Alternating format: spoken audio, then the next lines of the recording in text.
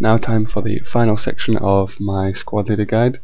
In this section I will discuss the naming of squads and different types of squad roles, management of your squad, some extra modes of communication between squads and between grunts, and then finally miscellaneous stuff, some tips and tricks, how to read the map and that kind of thing. So firstly, as I mentioned, with the forming of a squad, you can make a custom name or a default name, Alpha, Bravo, Delta, that kind of thing.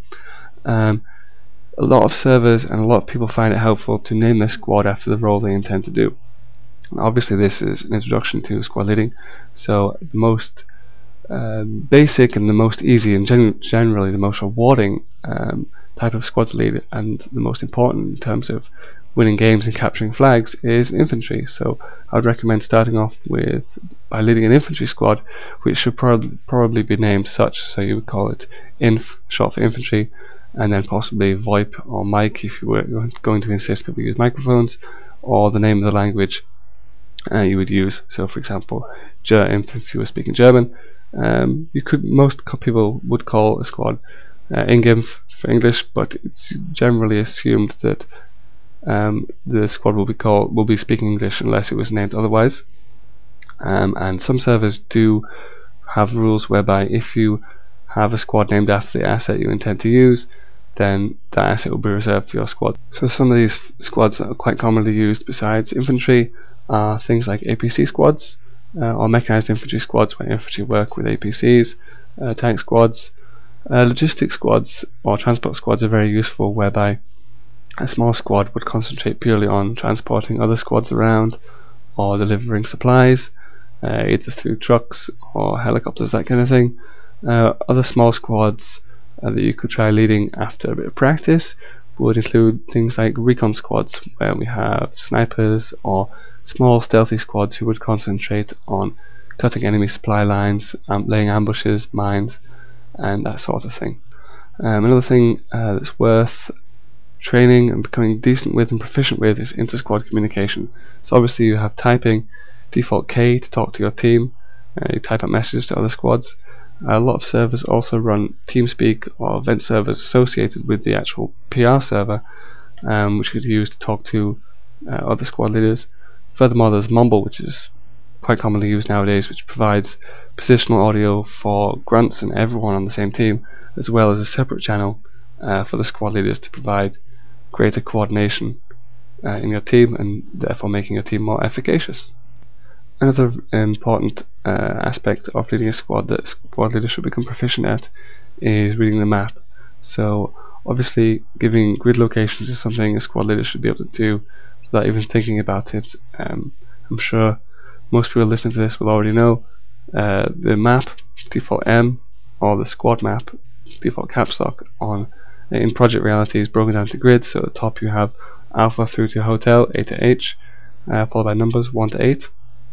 And by giving these grids, you can relay information regarding the position of whatever you're talking about in the game level. Furthermore, these grids are broken down into 9 subgrids or keypads. If you look up closely at the grid Alpha 1, very top left, you will see numbers written down in these small subgrids, which correspond in the same pattern to numbers on a keypad on a keyboard. So top right keypad in Alpha 1 is 9. So for example, if you were trying to say I need supplies, and someone asked where you were, you'd say I was in a T building, Golf 6, keypad 6, or Charlie 4, keypad 1, what have you. And this is a very useful way to relay your position. The final aspect of communication I would like to discuss is that of communication with a commander. Now, in public games, it's often quite uncommon to see a commander leading your team, except when it comes to placing artillery and that kind of thing. But it does happen occasionally, and when it does, you have a separate button to talk to the commander.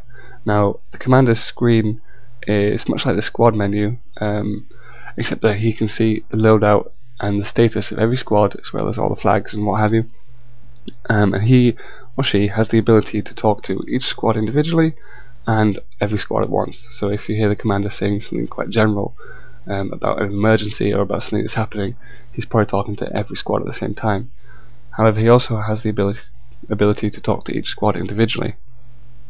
Should you wish to reply to the commander or get in touch, the default button to talk to the commander, which only squad leaders can do, is V for Victor. And when you press this, you'll also hear a beep, a little audio signal letting you know that you've pressed it and you're talking to the commander. Now, just in case the commander is not on the ball, it's usually nice to have a protocol when addressing them. This protocol basically would consist of you pressing V and then telling the commander, saying, "Hello commander, this is squad Ingvoip or squad number 3, as each squad is given a number between 1 to 9, which you can see on the left hand side of the squad menu. So you'd say, "Hello commander, this is squad 3, Ingvoip, are you free?" And hopefully the commander will respond saying either "stand by, hang on," or "yes, I'm free," after which you would then speak again saying "squad 3" again, and then tell them whatever information you wish to relay or ask for orders or that kind of thing. Finally, the commander can see any markers you put down on the map, so you can say, "Commander, I think I've got enemy firebase on my observation marker, can you put it down for me? Do you want us to move in and take it out?" or what have you. Although, as I say, you shouldn't necessarily rely on the commanders for overall game plan, as they often on public games are not in it for the long haul, although occasionally you will find people willing to heed the call.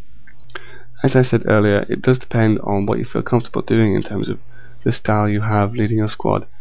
Unfortunately, there will be occasions when you have players in your squad who are disobeying orders, not making your role that easy, in which case you need to remember you're the squad leader. Whilst you can get feedback and ask for suggestions and that kind of thing, because you are not infallible, at the same time you're the leader. It's your role that you've taken on. You've decided to do this, and you're doing everyone a favour by giving them orders and allowing them to become a more coordinated fighting force. So if you have people who are disobeying orders or not being useful, just kick them. You always have to kick. It might be useful if you think they just require a bit of discipline, to give them a warning, tell them why what they're doing is wrong and why they should follow your orders.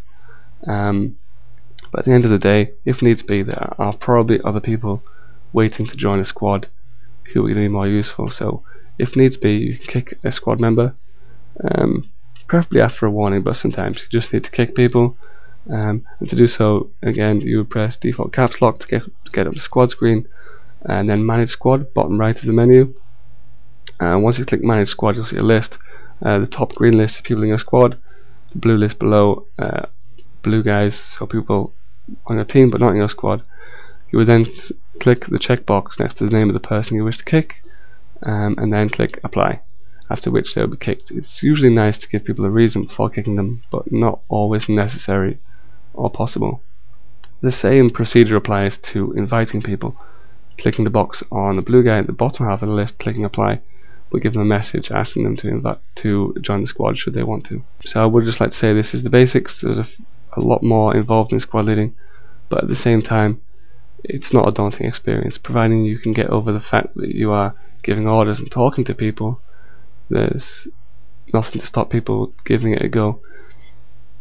When it comes to becoming a truly proficient squad leader, it's just a matter of time finding out what works best, how to get the best out of people, what kind of orders work best, and what kind of overall plan in terms of strategy for the game, for the match, works best.